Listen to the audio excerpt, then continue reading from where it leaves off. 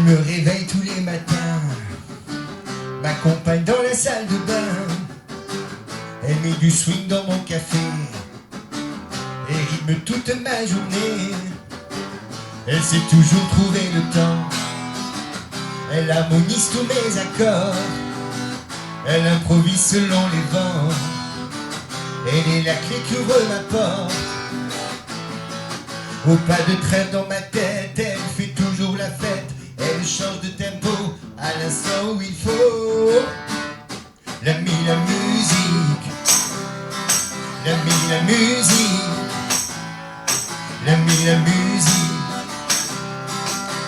la musique. Elle fait une pause qu'on vient le soir, elle orchestre tous mes espoirs. Elle fait des dos, des ci, des là, en cadencé à capella. J'ai fait pendant des années du musical, donc j'avais les cheveux noirs et vers la fin j'avais les cheveux teints. Et ça correspondait à mon image de crooner dans le musical. Et un jour j'ai décidé d'arrêter de me teindre les cheveux, je me suis dit allez soyons naturels.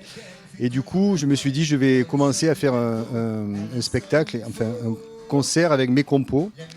Et donc pour l'occasion je cherchais un guitariste. Donc j'ai demandé à un ami qui s'appelle Cyril Achard, s'il connaissait un guitariste, et il m'a dit moi j'ai un élève à l'école qui sort du lot vraiment, je suis sûr que tu vas t'entendre avec lui, en tout cas il a un super niveau, il a plein d'idées. Et donc on s'est rencontrés, je lui ai proposé le projet, il a dit oui, et puis voilà. Donc on a fait un spectacle avant confinement qui a duré à peu près 2 saisons, qui s'appelait donc Rendez-vous Blanc. Je suis passé du musical à la compo, et j'en suis bien heureux. Et après, pendant le confinement, on s'est dit qu'est-ce qu'on va faire maintenant? On ne sait pas combien de temps ça va durer. Est-ce que tu serais d'accord pour monter un petit spectacle, juste guitare-voix? Comme ça, on n'a pas besoin d'autres musiciens, ça sera plus simple pour les répétitions, etc. Il m'a dit OK, et du coup, on a monté entre deux.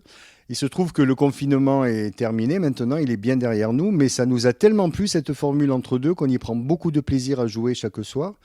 Et du coup, on continue l'aventure, on ne sait pas jusqu'où et jusqu'à quand, mais en tout cas, voilà. 10, 9, 8, 7, 6,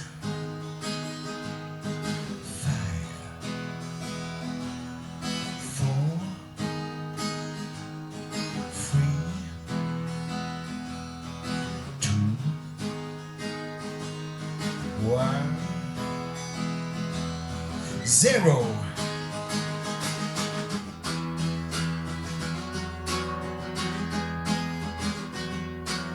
Sarah n'aime pas voir mes amis, elle se sent mieux loin de Paris. Sarah évite les nuits de fête, elle préfère rester sous la couette. Sarah dit qu'ailleurs elle s'ennuie, que c'est toujours la même comédie, que rien n'est jamais mieux qu'au lit, que l'amour c'est le paradis. Je ne fais pas un pas sans Sarah, je fais les 100 pas sans Sarah. Est-ce que c'est pas trop dur de bosser avec un vieux? Tu parles de qui là du coup? C'est ça en fait la vraie question. Ah pas vraiment en fait. Richard c'est je pense la personne au monde que je connais qui est le plus loin de la définition de vieux. C'est-à-dire que j'arrive pas à le rattraper en fait en général. Que ça soit physiquement, mentalement. Ouais, c'est ça. Chaque fois il se barre et du coup je suis obligé de... Ah non mais on a fait des concerts à Paris et on était là-bas pendant 3 jours et j'étais KO en fait tout le long dans la chambre d'hôtel et lui il était de long... ouais. Et lui il était de long dehors de 4h du matin jusqu'à 4h de l'après-midi jusqu'à 4h du soir.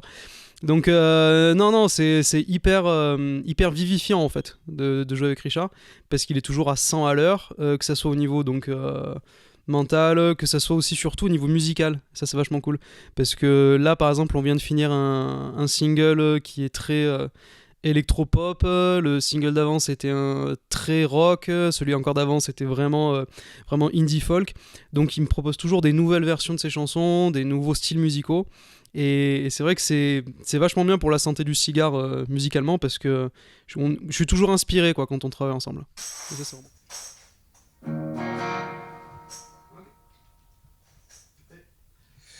Je suis moi aujourd'hui, plus le temps d'être nôtre, plus question d'être nôtre.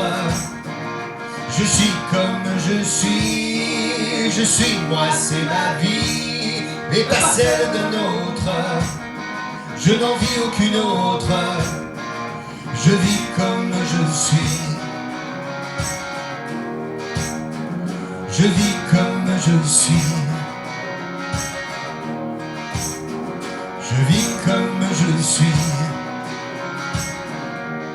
Alors, est-ce qu'on peut, on peut faire un truc qu'on n'a jamais fait encore? Là, c'est filmé donc, ça va être retransmis. Est-ce que je peux faire une déclaration comme ça? Voilà. Est-ce que tu serais d'accord pour faire mon 7e album? Non, je ne l'ai pas encore dit, hein. C'est pas préparé du tout, mais j'attendais l'occasion. Et là, je viens d'écouter, juste avant que tu arrives, un single dont on a fait ensemble, là. Et je me suis dit, je vais proposer à Eichel, et s'il est d'accord pour me faire le 7e album. Déjà, ça m'évitera d'aller en Bretagne.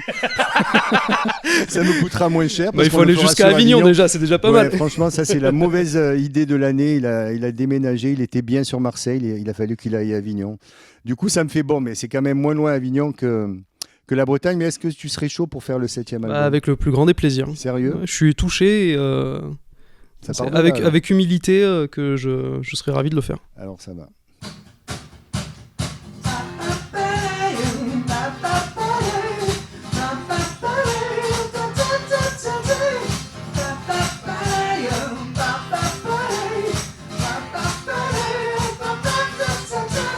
Qu'est-ce qu'on attend pour ne plus être malheureux? Qu'est-ce qu'on attend de plus? Qu'est-ce qu'on attend de plus? Qu'est-ce qu'on attend vraiment de toujours mieux? Qu'est-ce qu'on attend encore? Qu'est-ce qu'on attend encore? Et qu'est-ce qu'on attend pour ne plus être malheureux? Qu'est-ce qu'on attend de plus? Qu'est-ce qu'on attend de plus? Mais qu'est-ce qu'on attend vraiment de toujours mieux? Qu'est-ce qu'on attend encore? Qu'est-ce qu'on attend encore? Oui.